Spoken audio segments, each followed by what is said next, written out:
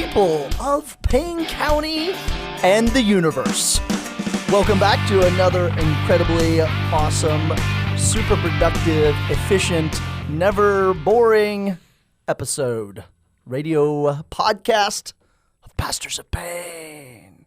Where were you last week? Explain your abstinence. My abstinence? Your absence. We were just joking before we went on the air. Well, Where were you? have you ever seen that card where it says, like, celebrate on the outside, and inside it's a bunch of monks, and it was like, we misspelled celibate? Oh. Yeah. Explain your absence. I mean, I was abstinence. here, and you weren't here. Okay, well, Oh. wow, you just jumped right on this. There were By tears. the There way, were- if you don't know who this other voice is, this is Father Brian O'Brien. Hey. He's the pastor of St. Hello. Francis Xavier Catholic Church. I was here last week. Cricket. Where were you? Cricket. Long silence. We did. Wow. Father Robert jumped in and was a worthy pinch hitter Well, it got warm in here all of a on sudden. the subject of Christmas and the sacraments. And anyway, it was quite good. Okay. Quite good. But what are you doing? Why are you turning up the heat on me, bro? Where were you? You coming at me? Okay. Well, anywho. It's because it's snowing. So, and I'm in camouflage from duck hunting. Okay, so this is okay. I have to explain myself. I was for the last 2 weeks. I've been on the road. I was on my 6-day silent retreat, which we've spoken about, which Yeah. I loved it. Yep. Incredible. Encourage everybody. Take some Everybody silent to go on time. a 6-day silent retreat with Father Kerry and talk to him the whole time. Don't do that. Don't do that. Okay, so 6-day silent retreat. Incredible. Then Christmas break, of which I was out helping at St. Anne's when the Tulsa World put 11:30 Mass on Christmas yeah. Day in the newspaper. You had an impromptu Christmas mass. So 45 people showed up at St. Anne's, including myself and my family, for Christmas Mass. So that was, and then Father Matt Gerlach just let me have the Mass. Then after that, I went to the Student Leadership Summit in Phoenix, Arizona. That is we take all of our student leaders. How many people? I think we took, I said 8,000. there were about 9,000 in attendance. Ooh, wow. Yeah, 9,000 in attendance. That included college students, but this is a small conference. The big conference is about 17 to 20,000, and that's usually all college students. And that's every other small. Yeah. So the next year during Christmas break, it'll be the Focus Seek conference, which is after that line from John's Gospel. And it's in St. Louis. What do you seek? That's And he says, drivable. That's drivable. It is just right up the road. So this was the Student Leadership Summit, which is kind of has two components to it. It has parishes who they bring their adult leaders. Parish. You're a parish. So there were people from Christ the King in Tulsa. What? Yes. They said they didn't want to be around people from St. Francis Xavier They in can't Stillwater, handle. Oklahoma. They can't handle the holiness. The saintliness. And then the big majority of it was college students who are in leadership, or we want them to start leading Bible studies or small faith groups. Outstanding. So we took, I think there was 40 from OSU, but it's always, last year at the C conference, we took 158, 161, somewhere in that ballpark. So a big chunk of students last year. This year, kind of small. But intentionally that size to just help them grow in holiness, to shape them, to get them experience of doing leadership. So each day it was cool. You would go to a talk. You're in groups of 6 or 8 students, and you're matched up with students from around the country. So you'll go to a talk, and then after you go to that talk on like leading a small group, Lectio Divina, I forget what the other ones were. You would come back and then you would teach that. Oh, is that right? You'd teach that to the people in your group. That's the best, and that's actually the best way to learn. There's a lot of psychology about the best way to learn something is to teach it to somebody else. Right. Yeah. Right. So you were teaching, you were sharing your faith with your friends around you, That's and amazing. how the good God was working in your life that day. So it was really beautiful to watch it all go on. So then came back now from you're that. back. Yeah, and then I took 5 days of needed vacation and slept for one day. I slept 13 hours. That's slothful. I'm not sure that was slothful. The day before I got 4 hours of sleep, and the day before that was 5. You know what? One of the great things about these student leadership conferences is people just show up and they're like, "Hi, you're a priest. Can I talk to you?" And so college students will and I heard that. Yeah, lots of confessions. Yeah. On one occasion, I sat down in a chair. That was your first mistake. First mistake. You should never sit down. I sat down in a chair, and then a line of students started forming to go to confession. So then you're there like an hour and a half, 2 hours. And whatever you're supposed to go to, which was lunch or a meeting, just got canceled. So it was great. Wow. So that explains my absence. All right, fine. Okay, so can you take that? Fine. So now. Fine. Gosh. It's good to see you. School starts Monday. Yeah. Yes? Uh-huh. There are some students. They're sort of trickling in. I was at Walmart last night. I saw many students with their parents. Ooh. You could tell, like, their mom or dad was, like, pushing the shopping cart. And I was like, this kid is about to get a load of stuff for free. Yeah, it's a good weekend. There's students trickling in. Ray Grellner and Chet Beseda's wedding was Saturday. Boom. Yeah, they got in the snow. Yeah, in the snow. They got married at at your church at St. Francis Xavier, 711 North Country. It's everyone's church. It's everyone's church, except those kids who you don't want to get married. Because Chet's grandparents are parishioners. Oh, the Zolodaks. Yeah. And Ray Grellner's from Okarche. Cool. And then those two right there. I mean, there was a ton of students that came in for this wedding because they are focused missionaries out in Tennessee. They are alums of OSU. One was a Pi Phi. One was a Beta. Oh, so there's like all these people, all these worlds coming together. So there's going to be a lot of good. Bring it. A lot of good coming out of that. A lot of good this past weekend. Yeah. All right. So with school starting, we thought it would be a worthy topic to help people. We hear this a lot, and that is students have, and this is also true of adults, by the way, but specifically for students, you have a good thing going, right? You got good habits, you got a good prayer life, and then the break. The break comes, and everything blows up. You have to go home. You fall back into your childish and teenagery ways. You run back with your old friends who maybe are not seeking virtue as you are, and you stay up too late and you don't wake up early. Am I hitting all the notes here? Yes. You watch too much TV. You play too many video games. Binge watching. You binge watch things that aren't good for you. You eat terribly. What else? What other? Oh well, it's. And now you're back. Yeah. Yay! And so we wanted just to help you get back in the swing of things. Father Kerry, tell them how to do that. What? In 3 easy steps. In 3 easy steps. Okay, you ready? Go. 1, make a schedule. 2, plan your life. Oh. And 3, be organized. Oh. I think those are all 3 the same I thing. thought you were going to say go to confession. No, those are all synonyms of each other. That's probably true. I mean, okay, so would you say make a schedule? Yeah, you know, most students, when you come back from school, okay, so I took my 6-day silent retreat, and I built a schedule into it.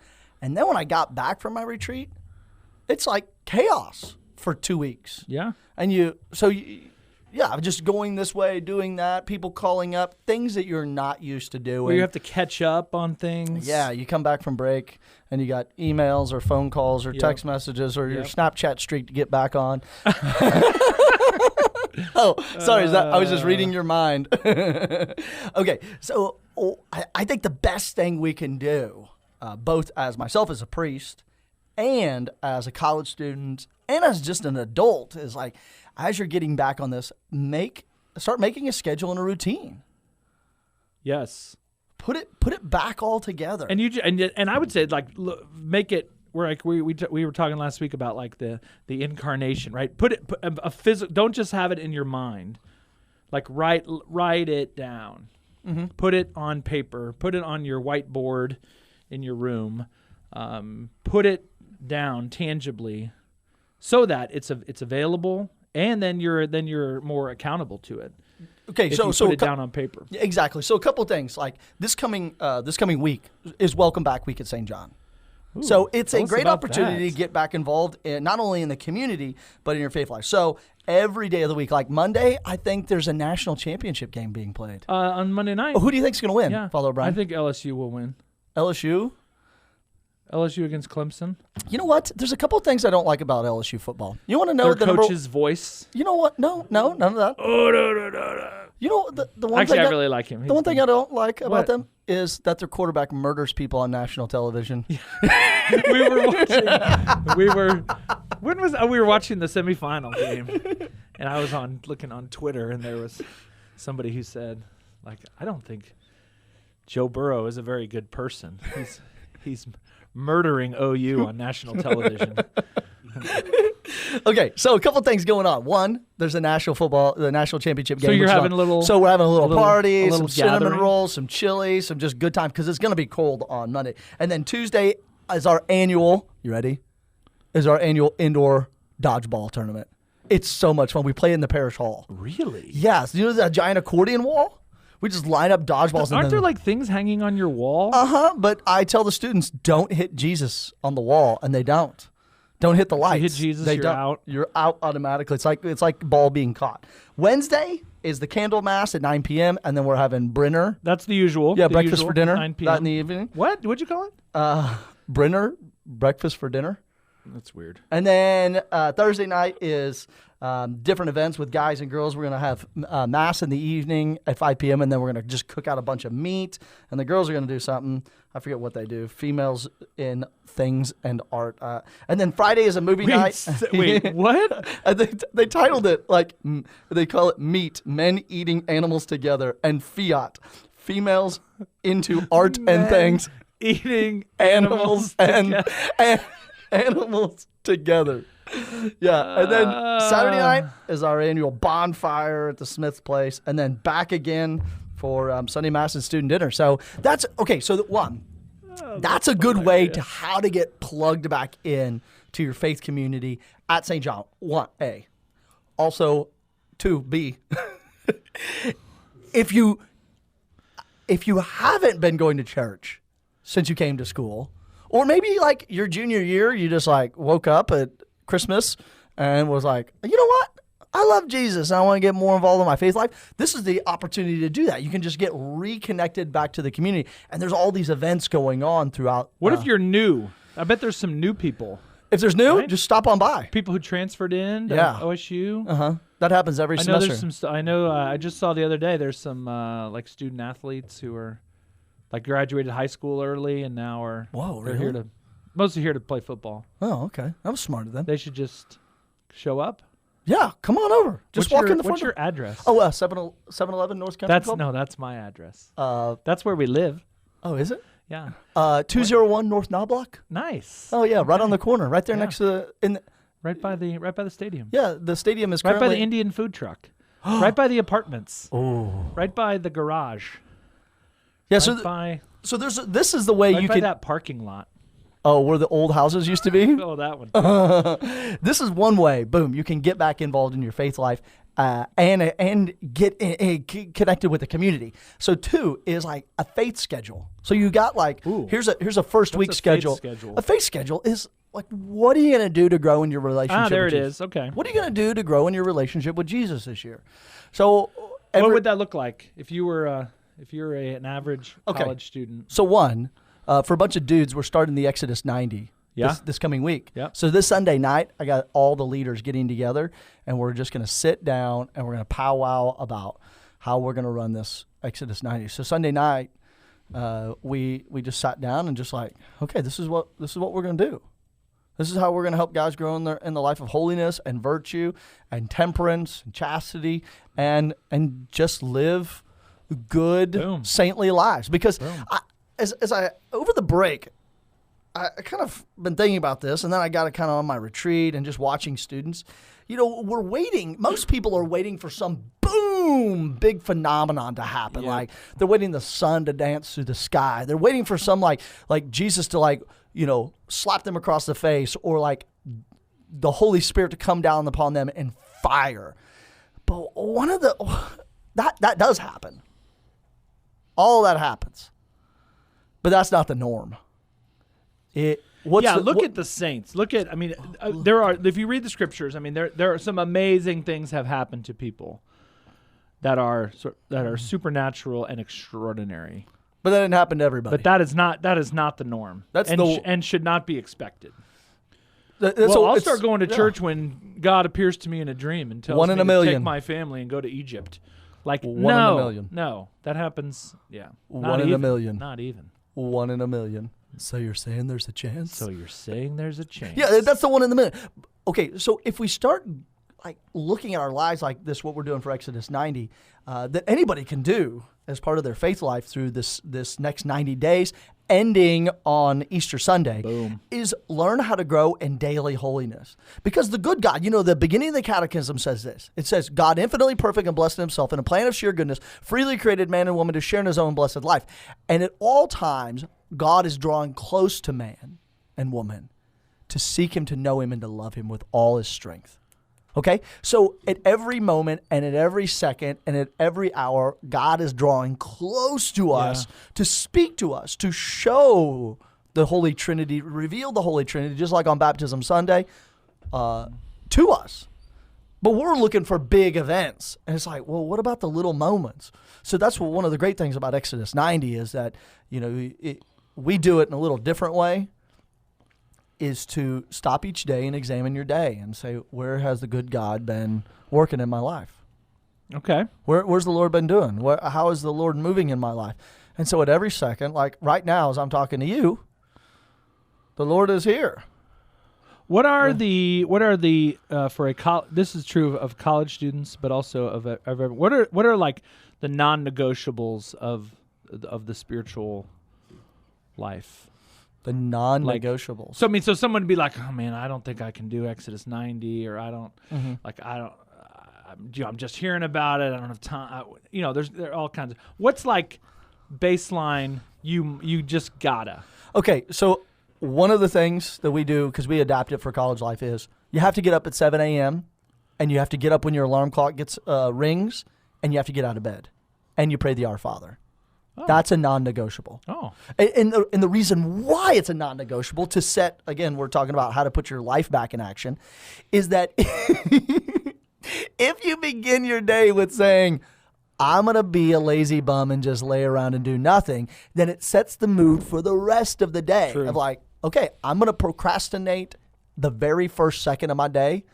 So what you're going to do is you're going to have to procrastinate the rest of the day. Well, and what happens, I think, a lot of times to people is you go, like maybe you have a lot to do and you're tired. It's the night before. Yeah. And so then we say to ourselves, okay, I can't finish this tonight, or I don't want to finish this tonight. I want to go play video games, or I want to go out, or all right, but I'm going to wake up super early tomorrow and like get this done. But then it's not like waking up when you're really tired is an easy thing to do. So it's this, we push our responsibilities back and back and back until many times we're backed against a wall. Right. And we have to basically, and a lot of times either with our prayer life, it goes away, or it's rushed, or we have some paper due and it's, we procrastinate it and it ends up being terrible. Right. So get out of bed. The non-negotiables. Get out of bed. And everybody's supposed to sleep 7 to 8 hours a night. And that's hard. Yeah. So another non-negotiable. It's really not, though, if you're disciplined. If you're disciplined, it's good. Yeah. But what does that do for each person? Is it allows them rest of mind, rest of soul, rest of body. So non-negotiables, 7 a.m., got to pray the Our Father when you get out. You got to have 7 hours of sleep. Are you ready for this one? I'm ready. You have to take 4-minute long lukewarm showers. 4-minute long. This is in Exodus 90? Well, in Exodus 90, it's cold showers. Oh, I was thinking ours are 4-minute long lukewarm showers. That's all you get each day. All the guys in Exodus 90. Oh, but what about normal? Normal Exodus 90, people like battle through cold showers. We don't do that stuff. Yeah. Then you're not allowed to watch TV alone or surf the internet or watch sports alone. You're not allowed to watch movies alone. Because what happens is people force themselves into isolation, Yeah. and they do all this stuff. And what happens? Life is going on out here. So what we're doing is we're teaching them, first of all, how to be prudent, make good decisions, get up, and set a plan in life. Then, how to fast and do some penance. 3, how to build community. And then once you do that, once you get sort of the base structure together, we also added to that is we have spiritual reading everybody's doing. So we're reading the Gospel of Mark this year. So all the guys are going to read a chapter of Mark a day or a section of Mark, whatever their group decides. And then we're going to have some spiritual reading and faith formation reading to go with that. And then we have all these optional things that they can do, they can go to Mass more than one day a week.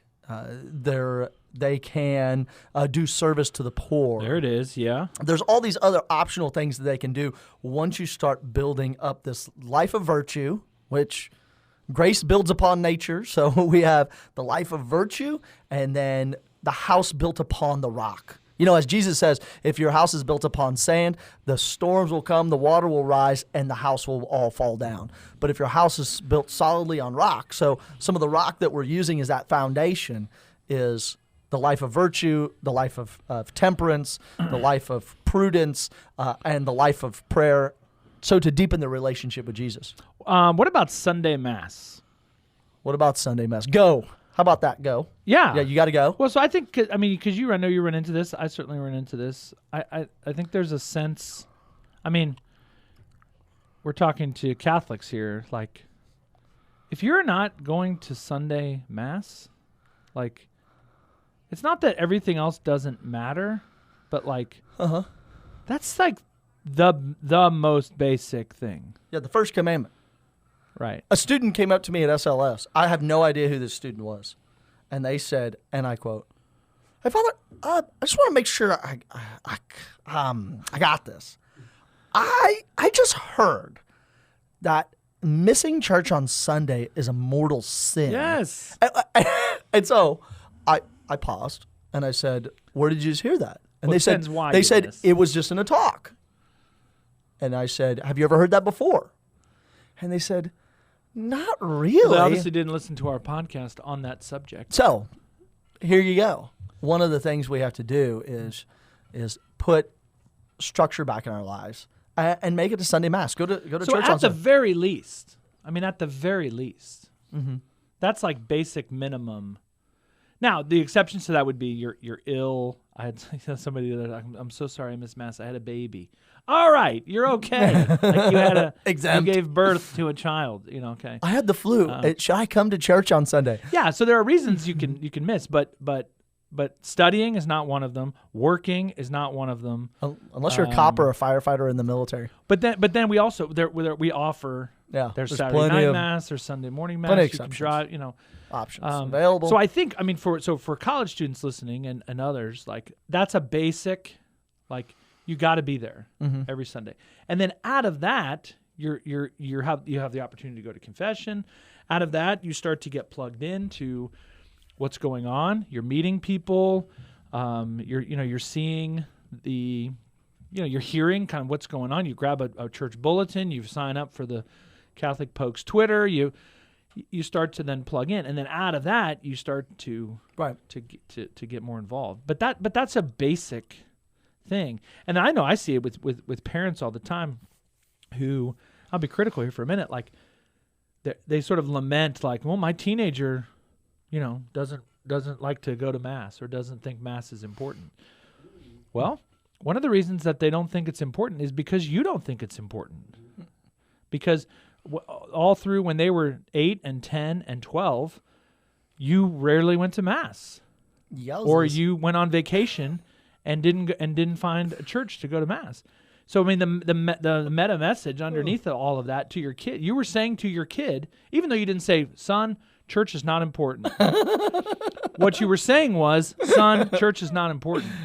So Actions I think speak louder than words. Is that what you're saying? but for a college student, I think specifically, it's you need God in your life, maybe at this point more than any other.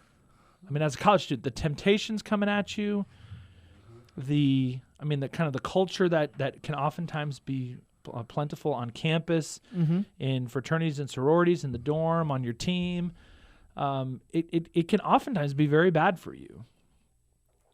You can get caught up in the culture, and anyway. So I think just that basic of if it's been a while, then just come. So somebody comes to Mass on Sunday at St. John's. What time are Masses? Masses are 10 a.m. and 5 p.m. And with confessions of an hour before every Mass. Okay, good. Okay, what are they going to find when they get there? So this, I'm going to give them this. And this is what I think. I spent a lot of time on break. He's holding his. I'm holding my little. Is that a new? No, yeah, I just picked this up. You got that for Christmas? No, didn't you? I didn't get this. He has like this leather book. Okay, this is what I'm going to leave you all with on this podcast today. Oh. Okay, there was this reading a couple days ago. Land the plane. Here we go. From a couple days ago, for the first reading at Mass. And I was sitting on my vacation in Colorado in the mountains, just like staring at the mountains, just watching the beauty of it. That came upon this line from 1 John 4, verse 17. 1 John 4, verse 17. Because as he is, we are in the world. Because as he is, we are in the world. Okay, so this whole reading from 1 John is about the human being taking on the divine life of Jesus Christ. And of all the stuff we could talk about, this is the key important thing. That our Christian lives are not meant to just be like, go about doing whatever the heck we want.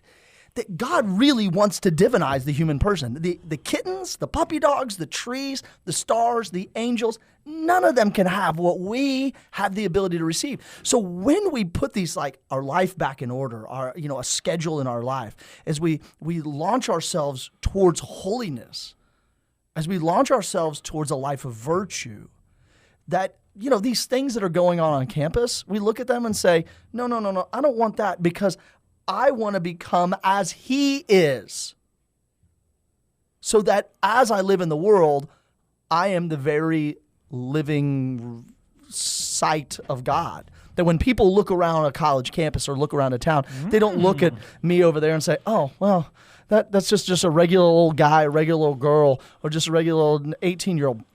They look over there and they say, that's Jesus. And that's the beauty of these, of his church, one holy Catholic and apostolic. This is the beauty of the sacraments, of why we have the Eucharist, why we have the sacrament of confession, baptism of the Lord, why we have that great gift of baptism, that we don't say to our kids, hey, you don't get our name, you don't get to stay in our house, you don't get insurance when you're a member of our family. Yeah, you get everything, even including you get baptism in the divine life. Ooh. So these kids, when these young people, when these college students show up at St. John, there's Mass, there's sacrament of baptism at Easter and the sacraments that go with it. There's 220 students in Bible studies. There's Sunday night dinners. There's donuts after morning Mass. There's evening donuts. No sprinkles. We don't do sprinkles in our place. There's all of these things. Weak. Like we're going to Ireland for this pilgrimage. There's 3 mission trips. Yeah, mission trips this year, with the whole purpose, so that these young people can become as Jesus is, because as he is, we are in the world. Wow. We are the, God gives us his divine life. He shares his image and likeness with us because he wants us in this world to share the good news of his son Jesus with our culture, but also become dwelling places of divinity. That's why the church exists on the corner of Miller and Knobloch. That's why the church. We do that. I mean, in the very practical sense, by setting a schedule, getting out of bed, coming to Mass as often as humanly possible. Amen, celebrating, brother. Staying close to the Lord in the sacraments, having a prayer life, starting a prayer life if you don't have one, reading spiritual good books. Mm-hmm. All right, that's good. That's good. Come on. So basically, get off your butt, Payne County, because it's 2020 and the Lord wants you in his house. So we're going to sign off right now. We'll see you next week. Thanks for listening. Send us some money. God Pray bless for us. you. Bye.